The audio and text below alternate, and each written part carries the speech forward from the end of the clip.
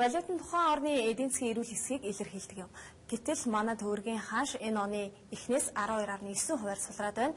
Энэ хэмжээгээр иргэдийн худалдаа авах чадвар буурч гадаад өрийн хэмжээ ханшийн өсөлтийг дагаад нэмэгдэж манай баялагын үн олон улсын зах зээлд хямдарч байна гэсэн үг болж байгаа юм а. Тэгвэл цаашдаа төгрөгийн ханш богино хугацаанд буурна гэж эдийн засгчдын нэг хэсэг нь үзэж байгаа бол нөгөө хэсэг нь эх онд төгрөгийн ханш 15-20%-аар сулрна гэж төсөөлсөн байна.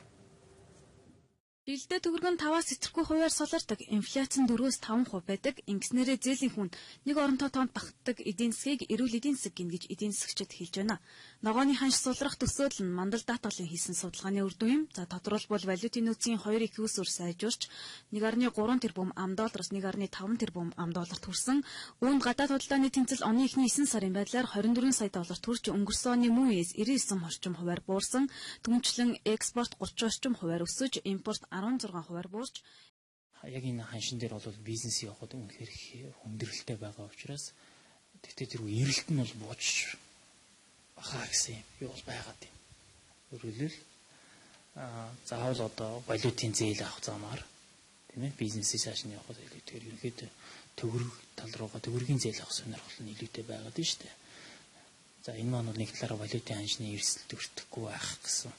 Тэгэхээр энэ зорилгоор энэ үүднээс аваад үзэх юм бол ерөнхийдөө бол ханшны эрэлт бол өндөр тохиолдолд бол яалтчгүй муухай юм байна гэсэн төр зурвал байна. Гэтэл эсвэргээрээ эх оны хувьд Монгол төгрөгийн ханш урдах жилүүдээс илүү хэмжээгээр буурах хүчин зүйлийг эдийн засгчид харж байна. Мөн экспортын орлого нь гадаадын банкнд үлдэж манад бодиттой валют орж ирэхгүй байгаа учраас төлбөрийн тэнцэлд сөргөөр нөлөөлдөг гэж үзэж байгаа юм. Тухайлбал санхүүгийн зах зээлийн судлаач Бямба эдийн засаг төлбөрийн тэнцэл гадаад валютын урсгалын тухайд огцом том өөрчлөлт ороогүй, макро эрсдлүүд шийдвэрлэгдээгүй хэвээр байх тул ам.долларын ханшийн хандлагад өөрчлөлт орохгүй нь хэмээжээ. Зүйн цалин нэмнэ гэдэг бол хувийн хвшлийнхаа өөрснийхөө цалин яад нэмэх хэрэгтэй зэрэг өөрснийхөө үйлчилгээ 5% үнийг нэмжээж л тэр хүмүүс чинь төсвийнхэнтэй ойролцоо хэмжээгээр 20% чадахгүй маа гэхэд нэг 10 ч юм уу нэмэх боломж гарч ирнэ шүү дээ. Нэг хоёрдугаар Монгол улсын валютын нөөц ерөнхийдөө дуусж байна. За Монгол банк өөрөө их өртөө байна тийм ээ. Гадаад өртөө байна. Гэтэл энэ маань өөрөө бас хүмүүсийн одоо Монгол банкнд болон Монгол төгрөгөнд итгэлийг бол багасгах гэж ойлгож байна.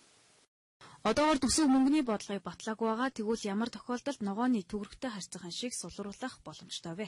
Засгийн газар их хурал төсвөө их чанга батлаад, алдагдлгүй төсөв батлаад, мөнгөний бодлогоо маш сайн чангруулад, импорттой холбоотой энэ хөрөнгө оруулалтын бүгдийн сайн дэглэж хуваарлж өгөөд, импортынхаа одоо янз янзын илүү дотоод тансаг хэрэглэж түүнийгээ сайхан зэгсэлж өгөөд тэгэхээр ер нь долларын хуваарлалтаа энэ валютынхаа одоо интервенц юм уу хуваарлалтаа маш нарийн нэгт нямба хийх юм бол бас төгрөгийн ханш бас тийм хүчтэй унахгүй ч байж болно. Энэ гаргалгаанаас гадна эдийн засагч жаргал сайхан мөнгөний хороо байгуулж төгрөгийг доллартай тэнцвүүлэн холбож ханшаа докторжуулан альч мөнгийг хэнийгч хизээч хүссэн үед нь нөгөөгөр сольж чаддаг болох хэрэгтэй гэж үзжээ.